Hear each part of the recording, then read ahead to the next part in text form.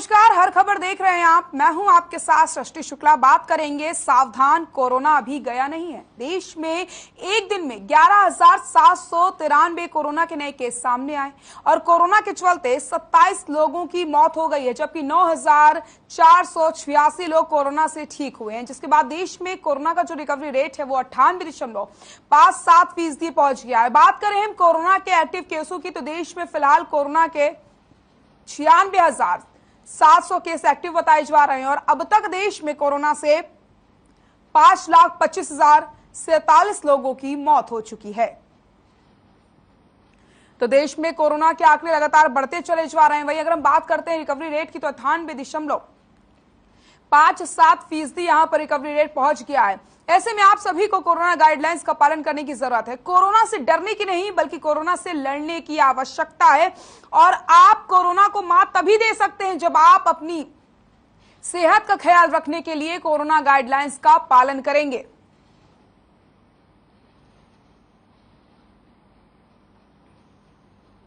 तो हरियाणा में एक दिन में कोरोना के 450 नए मामले सामने आए। वहीं प्रदेश में कोरोना के चलते एक भी मौत नहीं हुई और 663 लोगों ने कोरोना को मात दी है, जिसके चलते कोरोना का जो रिकवरी रेट है वो 98.67% पहुंच गया है। वहीं पिछले 24 घंटे में अकेले गुरुग्राम में 220 नए पॉजिटिव केस सामने आए हैं।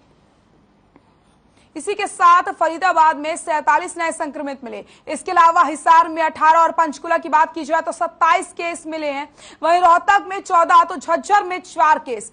प्रदेश में अगर हम बात करते हैं एक्टिव केसों की संख्या की, तो फिलहाल प्रदेश में 2,853 केस एक्टिव हैं, जबकि 10,622 लोगों ने अब तक अपनी जान कोरोना से गंवा दी है।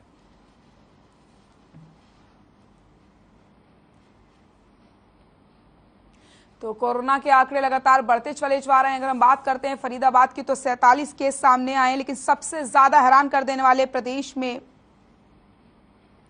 मामले सामने आए हैं तो वो गुरुग्राम से हैं। एक दिन में 220 मामले गुरुग्राम से सामने आए हैं। गुरुग्राम के जो आंकड़े हैं वो चौंकाने वाले हैं। लगातार आंकड़े बढ़ते चले जा रहे हैं। तो ऐसे में आप सभी को सावधान होने की जरूरत है और कोरोना गाइडलाइंस का पालन करने की जरूरत है। जब आप कोरोना गाइडलाइंस का पालन करेंगे तभी आप कोरोना को मात दे सकते हैं। इसलिए हम लगातार आपसे यही अपील कर रहे हैं कि आप सावधान हो जाइए, कोरोना अभी गया नहीं है। मास्क का इस्तेमाल करना जरूरी है और इसी के साथ अपने हाथों को बार बार सैनिटाइज करते रहिए। प्रशासन की तरफ से, सरकार की तरफ से कई सारी छूट दी गई हैं, लेकिन ऐसे में अगर छूट दी गई है तो आपको लापरवाही बिल्कुल नहीं बरतनी। कहीं ना कहीं आपकी लापरवाही आने वाले समय में भारी पड़ सकती है। इसलिए लगातार आपसे हम यही अपील करते जा रहे हैं कि आप गाइडलाइंस का पालन करिए, ताकि आप खुद को सुरक्षित रख सकें, अपने परिवार को सुरक्षित रख सकें और अपने आसपास का जो माहौल है उसे आप सुरक्षित रख सकें। तो ऐसे में एक ही चीज यहां पर जरूरी है, वो है कोरोना गाइडलाइंस का पालन करना।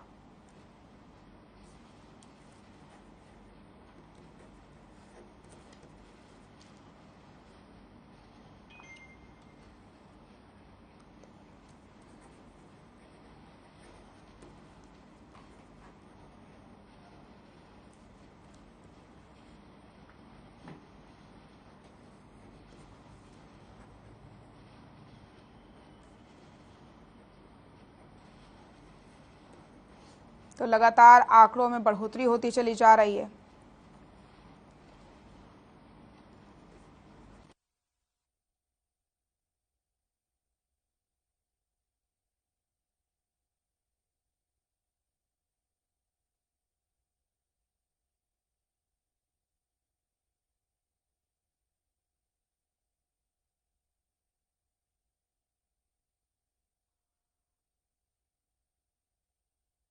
में लगातार बढ़ोतरी देखने को मिल रही है। ऐसे में आप सभी को कोरोना गाइडलाइंस का पालन करना है। हम लगातार आपको जानकारी देते चले जा रहे हैं कि आखिरकार किस तरीके से आंकड़ों में बढ़ोतरी होती चली जा रही है। तो प्रदेश में 450 नए केस सामने आए हैं। ऐसे में आप सभी को खुद का ख्याल रखना होगा और आप खुद का ख्याल तभी रख सकते हैं जब आप कोरोना गाइडलाइंस का पालन करेंगे। इसलिए खुद को सुरक्षित रखिए और अपने बच्चों को भी जागरूक करिए। और इसी के साथ एक सबसे अहम बात यह है कि वैक्सीनेशन में सबसे ज्यादा सहयोग करिए। वैक्सीन जरूर लगवाएं। अगर आपके जानने वाले किसी ने वैक्सीन नहीं लगवाई है तो आप उसे भी जागरूक करें। तो हमारे सहयोगी अनूप कुंडू हिसार से हमारे साथ जुड़ गए हैं ज्यादा जानकारी के लिए। अनूप, मैं आपका रुख करूंगी। जिस तरीके से हम देख रहे हैं लगातार कोरोना के आंकड़ों में बढ़ोतरी होती चली जा रही है और यहाँ पर कहीं ना कहीं लोगों की लापरवाही भी देखने को मिलती है, तो क्या कुछ अपडेट यहाँ पर कोरोना से जुड़े हिसार के सामने आ रहे हैं? सृष्टि, अगर मैं हिसार की बात करूं तो हिसार में मामले लगातार बढ़ रहे हैं। पिछले 24 घंटे में 18 नए मामले सामने आए हैं। ऐसे में प्रशासन द्वारा गाइडलाइन जारी की गई है कि जो भी कोरोना की पहले से गाइडलाइन जारी की गई है उन्हीं को एहतियात के तौर पर जारी रखा जाए और लगातार जिस प्रकार से जगह जगह संक्रमित मामले बढ़ने से प्रशासन चिंतित है। वहीं क्योंकि आजकल जिस प्रकार से 18 नए मामले सामने 24 घंटे में आए हैं तो एक चिंता का विषय बन जाता है। और जो एनसीआर के हैं, जैसे गुरुग्राम की बात की जाए, वहाँ पर और अधिक मामले ऐसे में बढ़ते हैं। तो हिसार का गुड़गांव जैसे जो शहर है उनसे सीधा आना जाना रहता है, तो जरूरी है कि ऐसे में एहतियात बढ़ती जानी चाहिए, नहीं तो मामलों की संख्या और बढ़ सकती है। बिल्कुल अनूप, जब आप ग्राउंड जीरो पर रहते हैं तो आप मार्केट में जाते होंगे, लोगों से आपकी बातचीत होती होगी, तो क्या आपको ये सब देखने को मिलता है कि लोग कोरोना को लेकर जागरूक हैं, लोगों के अंदर कोरोना को लेकर के डर है कि कोरोना अभी गया नहीं है, या फिर लोग बेफिक्र होकर के आराम से बाजार में घूमते हैं बिना मास्क के, बिना सोशल डिस्टेंसिंग के?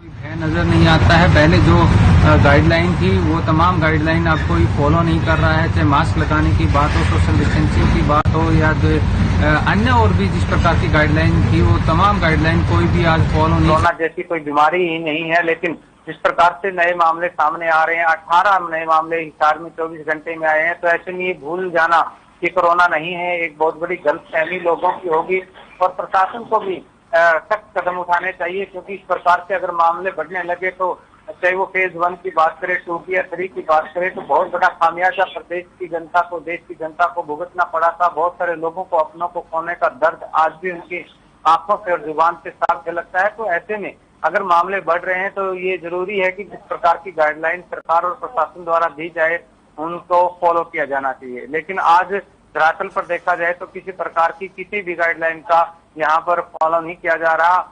और सबसे बड़ी बात है कि आप हॉस्पिटल में चले जाइए, बस स्टैंड पे चले जाइए, रेलवे स्टेशन पे चले जाइए, किसी भी प्रकार से यहाँ पर कोई भी गाइडलाइन लोग इस्तेमाल नहीं कर रहे हैं। बिल्कुल अनूप, तो यहाँ पर बड़ी ही हैरानी की बात ये सामने निकल कर आई है कि लोग अभी भी लापरवाह बने हुए हैं। एक तरफ आंकड़ों का बढ़ना, दूसरी तरफ लोगों की लापरवाही। आने वाले समय में यहाँ पर और ज्यादा स्थिति खराब हो सकती है, इसलिए आप सभी को गाइडलाइंस का पालन करना। अनूप, मैं आपसे जानना चाहती हूँ कि वैक्सीनेशन को लेकर के हिसार में क्या कुछ अपडेट मिल रहे हैं? वैक्सीनेशन की अगर मैं बात करूं तो वैक्सीनेशन को लेकर के काफी प्रयास प्रशासन द्वारा भी किए जा रहे हैं। एक समय था जब पीएचसी पर भी वैक्सीनेशन लगाए जा रहे थे, स्कूल कॉलेजों में जाकर के लगाए जा रहे थे, लेकिन जिले में अब भी ऐसे बहुत सारे लोग हैं जिन्होंने पहला वैक्सीन नहीं करवाया, दूसरे से भी बहुत लोग वंचित है। और बूस्टर डोज की मैं बात करूं तो बूस्टर डोज लगाने का काम तो जरूर शुरू किया गया है, लेकिन लोग बूस्टर डोज लगवाने के लिए ज्यादा आगे भी नहीं आ रहे हैं। बहुत सारे ऐसे लोग हैं जिनके दोनों डोज के बाद बूस्टर डोज का समय भी हो चुका है, तो वो बूस्टर डोज लगवाने के लिए आगे आए ताकि इस प्रकार की जो महामारी है उसको फैलने से रोका जा सके, इस पे काबू पाया जा सके। और खास करके जिन लोगों ने पहली और दूसरी वैक्सीन नहीं ली है उन्हें अब तमाम भ्रांतियों से ऊपर उठ करके वैक्सीन लेनी चाहिए। और प्रशासन द्वारा भी जिस प्रकार से पहले युद्ध स्तर पर कार्य किया जा रहा था वैक्सीन लगाने का, अब दोबारा से जून की छुट्टियों के बाद स्कूल कॉलेज खुल जाएंगे, तो ऐसे में जरूरी है कि जो बच्चे जो 18 साल से ऊपर के हैं जिनको वैक्सीन नहीं लग पाया, दूसरी डोज नहीं लग पाई, तो उनको भी वैक्सीन करवा देना चाहिए। तो इस प्रकार का प्रशासन द्वारा भी काफी इसको मुख्य एक मुद्दा समझ करके, एक मुख्य पहलू समझ करके आगे आना चाहिए। और ये ना हो कि पहले की तरह दोबारा से कोरोना पांव पसारे और लोगों को इसका फिर से खामियाजा भुगतना पड़े। बिल्कुल अनूप, तो ये तो बात थी वैक्सीनेशन को लेकर के। मैं आपसे जानना चाहती हूँ कि हिसार में क्या कुछ इंतजाम किए गए हैं स्वास्थ्य विभाग की तरफ से अगर अचानक से कोरोना के आंकड़ों में बढ़ोतरी होती है तो? देखिए, हाल फिलहाल तो बिल्कुल सामान्य स्थिति प्रशासन द्वारा देखी जा रही है। स्वास्थ्य प्रशासन जो है, जैसे हम नागरिक अस्पताल की बात कर ली जाए या अन्य किसी भी हॉस्पिटल की बात कर ली जाए, तो अलग से किसी प्रकार की, अब क्योंकि जिस प्रकार से कोरोना के मामले पहले बहुत चरम पर रहे, उसके बाद अब मात्र जिस प्रकार से 18 जो नए मामले आए हैं, तो प्रशासन भी इसको लेकर के कहीं ज्यादा अलर्ट नहीं है। अगर एकदम से मामले बढ़ते हैं तो उसी समय में प्रशासन भाग दौड़ करता है और उसी समय में जाकर के कहीं न कहीं ये देखना होता है कि वे किस प्रकार के इंतजाम किए जाएं। लेकिन हाल फिलहाल कोई विशेष अलग से, पहले जिस प्रकार से एक संजीवनी हॉस्पिटल बनाया गया था वो बंद कर दिया गया है, उसकी आवश्यकता प्रशासन को शायद लगती है कि नहीं है। और उसके जो कोविड के जो संजीवनी हॉस्पिटल जो बनाया गया था, उसके कर्मचारी भी आजकल धरने पर हैं लगातार कि उनको हटा दिया गया है। और जो स्वास्थ्य कर्मी है जिनको हटाया गया था उनको तो हालांकि दोबारा से ले लिया गया है, इस प्रकार के आदेश पारित कर दिए गए हैं। लेकिन बीच में ऐसे जो स्वास्थ्य कर्मी लगाए गए थे उनको भी हटाने के मामले सामने आए थे। तो ऐसे में सरकार और प्रशासन को और जागरूक होना होगा और देखना होगा कि एकदम से अगर मामले बढ़ जाते तो किस प्रकार से स्थिति से निपटा जा सकता है। बिल्कुल अनूप, आपके अधिकारियों से भी बात हो पाई होगी, क्या कुछ उनका कहना था, किस तरीके से प्रशासन यहाँ पर लोगों से अपील कर रहा है, कैसे यहाँ पर सतर्कता बरती जा रही है प्रशासन की तरफ से, क्या चालान किए जा रहे हैं जो मास्क नहीं पहन रहा है, या फिर जो स्थिति है वो बिल्कुल सामान्य देखने को मिल रही है? देखिए सृष्टि, चालान का तो कहीं पर भी किसी प्रकार का कोई ऐसा मामला सामने नहीं आता, क्योंकि मास्क लगाना अनिवार्य नहीं रहा था। तो उसके बाद किसी प्रकार का कोई चालान नहीं किया जा रहा। उसके बाद जैसे डिप्टी सिविल सर्जन है यहाँ से, उनसे भी बात होती रहती है, तो उनका यही कहना है कि हाल फिलहाल वो सिर्फ लोगों को जागरूक कर रहे हैं और वैक्सीन का काम जोरों पर है। वैक्सीन के बारे में भी लोगों को जागरूक किया जा रहा है, क्योंकि ये पहला फेज नहीं है कि लोग इससे गुजरे ना हो। लोगों ने खुद इस प्रकार की महामारी को देखा है और इसका खामियाजा भी काफी भुगता है। तो ऐसे में प्रशासन के साथ साथ लोगों की भी एक जिम्मेवारी बन जाती है कि वो ऐसे में उन तमाम नियमों का पालन करे जो सरकार और प्रशासन द्वारा जारी किए गए हैं, और ऐसा ना हो कि फिर से इस प्रकार के मामले बढ़े, लॉकडाउन जैसी स्थिति हो जाए। क्योंकि लॉकडाउन के बाद आज तक भी जो रोजगार की गाड़ी है वो पटरी पर नहीं आ पाई है। छोटे मोटे दुकानदारों को जो नुकसान हुआ था उसका खामियाजा आज तक पूरा नहीं हुआ है। तो ऐसे में कहीं न कहीं आम लोगों को भी जरूर जागरूक होना होगा, प्रशासन को भी अपनी एक अहम जिम्मेवारी समझते हुए इस पर लगातार काम करने की जरूरत है। बिल्कुल अनूप, मैं आपके पास आऊंगी और जानकारी आपसे लूंगी। हमारे साथ health expert doctor Rahul Bhargava जुड़ गए हैं। बहुत बहुत स्वागत है आपका राहुल जी हर खबर पर। नमस्कार राहुल जी, मैं आपसे जानना चाहती हूँ कि जिस तरीके से हम लगातार ये डिस्कस करते हैं कि कोरोना के आंकड़ों में बढ़ोतरी देखने को मिल रही है, लेकिन इस पर भी हम लगातार बातचीत करते हैं कि लोगों की जो लापरवाही है वो भी देखने को मिलती है। लेकिन यहाँ पर एक और अच्छी चीज निकलकर ये सामने आ रही है कि जो रिकवरी रेट है वो लगातार कोरोना को बढ़ता चला जा रहा है। जो ठीक होने वाले मरीज हैं उनकी संख्या भी लगातार यहाँ पर बढ़ती चली जा रही है, क्या कहेंगे? देखिए, सबसे बड़ी बात है कि जिस प्रकार का हमारा पुराना एक्सपीरियंस रहा है डेल्टा वेव का, जीवन शायद हमको लगता है या आने वाली जनरेशन हर चीज को डेल्टा वेव से कंपेयर करेंगे। तो हमारे को ये समझना जरूरी है, डेल्टा की वेव के बाद ओमिक्रॉन वेव भी आ चुकी है जिसने बहुत ज्यादा क्षति नहीं करी, सिर्फ 3 से 4 दिन का कोरोना कराया और कोरोना के बाद लोग स्वस्थ होकर अपने आप अस्पताल में भी भर्ती करने की जरूरत नहीं रही, घर पे ही वो ठीक होकर अपने व्यवसाय पे चले गए। तो पहली बात दर्शकों को ये समझना आवश्यक है कि कोरोना की बहुत सारी वेव्स आती रहेंगी, वेरिएंट्स आते रहेंगे, बट क्योंकि 90 से 95% जनता अब देश की वैक्सीनेटेड है, तो कोविड इतना भयंकर रूप में नहीं आएगा जब तक मेजर शिफ्ट और ड्रिफ्ट नहीं हो सकती। हो जाती है डेल्टा वेव में हमारे पास सिर्फ 10% जनता हमारी वैक्सीनेटेड थी, आज 90 से 95% जनता हमारी वैक्सीनेटेड है। और ये वेरिएंट बहुत सारे रहेंगे जिसमें खांसी जुकाम बुखार रहेगा। अब मानिए मेरी मदर को कोविड हुआ जो 80 साल की हैं, डायबिटिक है, हाइपरटेंसिव है, टीका लगवा रखा है उन्होंने बूस्टर का, 2 से 3 दिन तक उनका गला खराब रहा, बुखार रहा और उसके बाद वो ठीक हो गए। तो अक्सर हम लोगों को वो देख रहे हैं, वही लोग हमको ओपीडीज में भी दिखा रहे हैं जिनकी सीवियरिटी बहुत ज्यादा नहीं है। तो उसका एक कारण कोविड का वायरस जो है वो बदल चुका है और दूसरा कारण ये भी है कि हमने वैक्सीनेशन को बहुत अच्छे स्तर पे इम्प्लीमेंट किया है। इसी के साथ में लोगों को मैं वापस से बोलूंगा कि अपनी बूस्टर की डोज जरूर लगवाएं। ये 9 महीने रहेगी या 12 महीने रहेगी, आने वाला शोध बताएगा।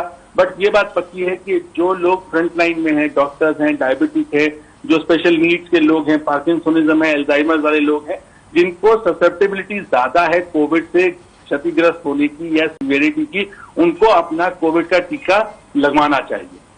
बिल्कुल। तो यहाँ पर जिस तरीके से डॉक्टर राहुल भार्गव ने बताया कि आप सभी को वैक्सीनेशन पर ध्यान देना होगा और बूस्टर डोज जरूर लगवानी होगी, तभी आप कोरोना को मात दे सकते हैं। और यहाँ पर कोरोना के आंकड़े जो बढ़ते चले जा रहे हैं, ऐसे में आप सभी को कोरोना से लड़ने की जरूरत है, ना कि कोरोना से घबराने की या फिर कोरोना से डरने की जरूरत है। आप कोरोना को मात तभी दे सकते हैं जब आप गाइडलाइंस का पालन करेंगे और यहाँ पर ज्यादा से ज्यादा वैक्सीनेशन करवाएंगे। अनूप, मैं आप पर रुक कर लेती हूँ। जिस तरीके से हमने लगातार बातचीत यहाँ पर की है कि क्या कुछ स्थिति देखने को मिल रही है ग्राउंड जीरो पर, जब आप जाते हैं तो क्या कुछ तस्वीरें आपको देखने को मिलती है, लेकिन यहाँ पर जो डॉक्टर राहुल भार्गव हमारे साथ जुड़े, उन्होंने साफ तौर पर यही बताया कि वैक्सीनेशन पर अगर हम फोकस करेंगे तो इससे हम आसानी से कोरोना को मात दे सकते हैं। तो अगर हम बात करते हैं बूस्टर डोज की, अनूप, तो क्या कुछ अपडेट यहाँ पर हिसार में देखने को मिल रहे हैं बूस्टर डोज के?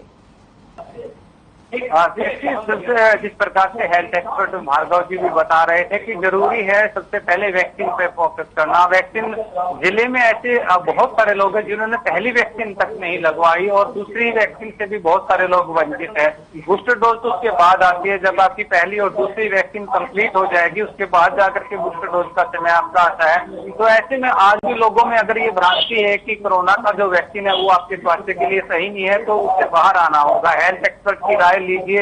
हेल्थ एक्सपर्ट समय समय बता रहे हैं, डॉक्टर्स बता रहे हैं, सरकार की टीमें जो है वो लोगों को जाकर के जागरूक कर रही है। उसके बावजूद भी अगर भ्रांतियां रहती है कि वैक्सीन सही नहीं है, तो कहीं न कहीं अपने आप को धोखा देने वाली बात है, अपनों के साथ धोखा करने वाली बात है। तो ऐसे में जरूरी है कि सबसे पहले वो लोग जिनका पहला और दूसरा डोज कंप्लीट नहीं है वो पहला और दूसरा डोज कंप्लीट करवाएं और उसके बाद जो दूसरी डोज के बाद बूस्टर डोज का जो समय पूरा हो जाता है तो उसके बाद बूस्टर डोज लगवाएं, ताकि इस कोरोना जैसी वैश्विक महामारी को हराया जा सके। बिल्कुल अनु, बिल्कुल सही कहा आपने। डॉक्टर राहुल भार्गव, मैं आपका रुख करूंगी। जिस तरीके से हम लगातार बातचीत कर रहे हैं कोरोना को लेकर के, और यहाँ पर आपकी तरफ से भी लगातार यही बताया जा रहा है कि हमें ख्याल रखने की जरूरत है, जो गाइडलाइंस है उनका पालन करने की जरूरत है और अपनी सेहत का भी यहाँ पर साफ तौर पर ख्याल रखना है। तो किस तरीके से यहाँ पर जो वेरिएंट नए नए आ रहे हैं वो कितने अलग हैं, और इस समय जब जो कोरोना के पेशेंट्स आपके पास आते हैं उनमें कौन कौन से लक्षण देखने को मिलते हैं? बहुत ही कॉमन सिम्टम है जो कॉमन फ्लू के सिम्टम्स होते हैं, जिसमें खांसी है, जुकाम है, गले में खराश है और साथ में आवाज का बंद हो जाना कई बार, क्योंकि गला इतना जाम हो जाता है। इसी के साथ में खांसी एक बहुत कॉमन चीज है, जो सूखी खांसी काफी दिन तक चलती रहती है, और साथ ही में नोज ब्लॉकेड होना भी कॉमन है, साथ में शरीर में दर्द होना बहुत ज्यादा कॉमन तरीके से पाया जाता है। पर ये कॉमन फ्लू के भी लक्षण होते हैं, जब भी मौसम बदलता है तो बहुत कॉमन फ्लू में भी ऐसे सिम्टम्स मिल जाते हैं। तो जरूरत है लोगों को जागरूक होने की। अगर इनमें से कोई भी सिम्टम है तो फटाफट से अपनी जांच कराएं, जांच करा के अपने आप को आइसोलेट करें, क्योंकि आइसोलेशन से ही आप दूसरे लोगों को कोविड को फैलाने से रोक पाएंगे। क्योंकि आम जनमानस में है कि इस समय मौसम बदल रहा है, गर्मी हो गई, सर्दी हो गई, किसी ने गर्म पानी बाहर से गर्मी से आए और ठंडा पानी पी लिया, वो परेशान कर सकता है लोगों को। साथ ही में कोविड के जो केसेस इस समय आ रहे हैं और अगर वो अस्पताल में उनको ऑक्सीजन की जरूरत भी पड़ रही है, तो ये वो लोग हैं जो वृद्ध अवस्था में हैं, जिनको डायबिटीज, ब्लड प्रेशर या उनको कैंसर हुआ हुआ है। आप ये मानेंगे कि बोन मैरो ट्रांसप्लांट और कैंसर के पेशेंट को भी कोविड होने के बाद वो नॉर्मल तरीके से निकल रहे हैं, जो कि डेल्टा वेरिएंट में नहीं होता था। तो अपना कोविड ने भी प्रारूप और स्वरूप बदला है। इंस्टेड ऑफ लंग्स में जाने की जगह वो अपर रेस्पिरेटरी ट्रैक्ट में रहता है। इसे इन सिम्टम्स को अपर रेस्पिरेटरी ट्रैक्ट इन्फेक्शन कहते हैं या सिम्टम्स कहते हैं। तो समझना हम लोगों को ये है कि आपको जागरूकता से सतर्कता तक बरतना जरूरी है। हम कोविड को कभी भी हरा नहीं पाएंगे, ना ही कोविड को कभी हम इस दुनिया से हटा पाएंगे जब तक उसकी और बेहतर वैक्सीन नहीं आ जाती। वैक्सीन आपको कोविड के दुष्प्रभावों से बचाती है, ना कि कोविड होने से बचाती है। इसीलिए बहुत लोगों को लगता है, ये आमतौर राय बनती है लोगों की कि कोविड का टीका लगाने के बाद भी कोविड हो गया। हाँ, कोविड टीका लगाने के बाद भी कोविड हो सकता है, बट वो आपको अस्पताल जाने से और मृत्यु होने से बचाता है। तो इसीलिए कोविड का प्रारूप बदल चुका है, घबराएं ना, अपना मास्क पहन के रखें, क्योंकि आप आइसोलेटेड नहीं है। बहुत सारे लोगों को इस समय एसिम्टोमेटिक भी बहुत सारे लोग हैं, जो युवा वर्ग है, जो अपने व्यवसाय पे जा रहा है, जो बसों में, ट्रेनों में सफर कर रहा है। आपको नहीं पता उनमें से कौन कोविड का कैरियर हो, जो कोविड आपको दे दे और आप अपने घर पे ले आए और अपने माँ बाप जो कि शायद वृद्ध अवस्था में हो और इनको मॉर्बिडिटी से ग्रसित हो, उनको वो तेज रही। इसीलिए कोविड की जब हम बात करते हैं, मास्क शायद आपके जीवन का अहम अभिन्न अंग रहेगा। जब भी आप क्लोज डोर्स में रहें या कहीं पे भी आप शादियों में जाएं या कहीं पे भी जाएं, तो अपना मास्क और 2 गज की दूरी का जरूर पालन करें। और बच्चों के लिए सबसे ज्यादा सावधानी वाली बात है कि निरंतर रूप से वो अपने हाथ धोते रहें, क्योंकि दोबारा स्कूल खुलने वाले हैं 1 जुलाई से। और हम देख चुके हैं कि 2 साल में कितने बच्चों ने अपना जो बालपन था वो खो गए कोविड की वजह से, क्योंकि स्कूल नहीं चले। तो हमको नीजर रिएक्शन लेते हुए ये भी सुनिश्चित करना है कि कोविड प्रोटोकॉल के अंतर्गत बच्चे सेफ रहें, बच्चे सुदृढ़ और सेफ एनवायरनमेंट में अपने स्कूल में जाके पढ़ पाए, ताकि देश निर्माण में आगे भावी योगदान दे। बिल्कुल। डॉक्टर राहुल भार्गव, अनूप, बहुत बहुत शुक्रिया आप दोनों का ज्यादा जानकारी के लिए और हमें इतने अपडेट्स देने के लिए। तो हम बात कर रहे थे सावधान, कोरोना अभी गया नहीं है कि, तो ऐसे में आप सभी को सावधान होने की जरूरत है और कोरोना गाइडलाइंस का पूरी तरीके से पालन करने की जरूरत है।